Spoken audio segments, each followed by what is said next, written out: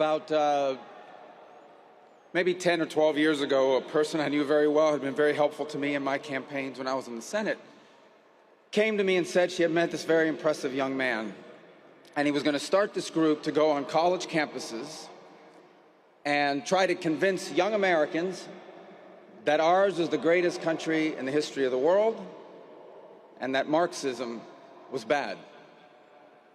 And I remember thinking back then, I'm going to admit to you guys, I was a little skeptical. I said, college campuses, you're going to do that? Why don't you start somewhere easier, like, for example, communist Cuba, you know?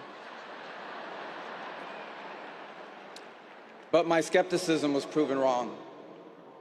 In place after place over the last 12, 14, 16 years, we've seen this renaissance. Understand where we were at that time in our history.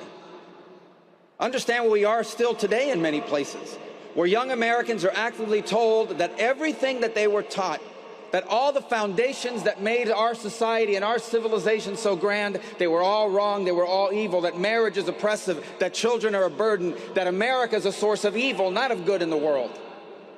And here was this voice that inspired a movement in which young Americans were told that is not true. The highest calling we are called to is to be in a successful marriage and to raise productive children.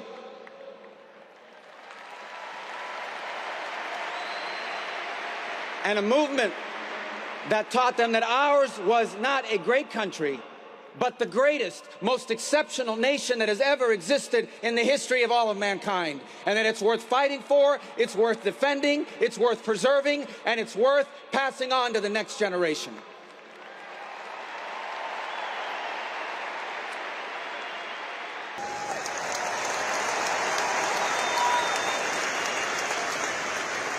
Time and again, he sought to engage those he disagreed with because he understood that we were not created to isolate ourselves from one another, but to engage. The irony in all this is that what our nation needs, one of the many things it needs, is the ability to discuss our differences openly, honestly, peacefully, respectfully. And Charlie Kirk did that more than anyone alive in America today is doing.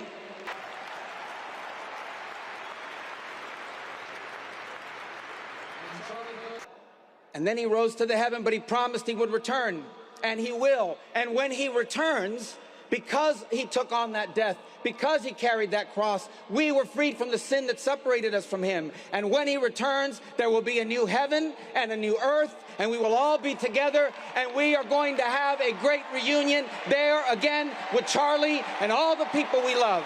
Thank you, and God bless you.